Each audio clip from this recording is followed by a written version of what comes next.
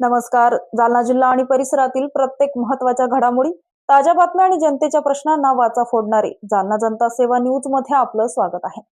Bhim park उपोषण केंद्राला विरोधावरून राजकीय वाद, माजी आमदार कैलास गोरंट्यालांचा आमदार अर्जुनराव खोतकरांकडून निषेध. जालना शहरातील प्रस्तावित भीम पार्क उपोषण केंद्राच्या मुद्द्यावरून राजकीय वातावरण तापले असून शिवसेना आमदार अर्जुनराव खोतकर यांनी माजी आमदार कैलास गोरंट्याल यांच्यावर जोरदार टीका करत जाहीर निषेध व्यक्त केला आहे. इंदेवाडी परिसरातील विविध विकास कामाच्या उद्घाटनाप्रसंगी बोलताना आमदार खोतकर म्हणाले की भीम पार्क आणि उपोषण केंद्रासाठी राज्य शासनाकडून तब्बल 130 कोटी रुपयाची मंजुरी मिळवून दिली आहे. या महत्वाच्या प्रकल्पाला विरोध करणारे नेमके कोण, असा सवाल त्यांनी उपस्थित केला. यावेळी त्यांनी सांगितलं की पालकमंत्री पंकजा मुंडे, जिल्हाधिकारी आशिमा मित्तल आणि महानगरपालिका आयुक्त अंजली शर्मा यांनीही भीम पार्कचा विषय पुढे नेण्यास सांगितलं होतं.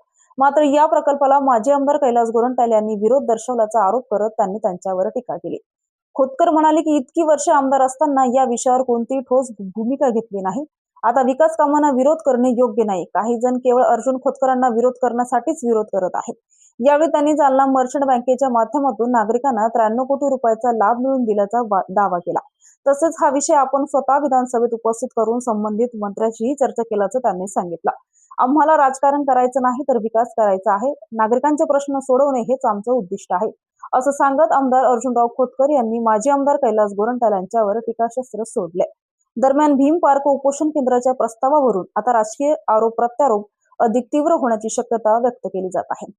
अशाच विश्वासार्ह बातम्यांसाठी आमच्या चॅनलला आता सबस्क्राईब करा. इंस्टाग्राम आणि फेसबुकवर फॉलो करायला विसरू नका.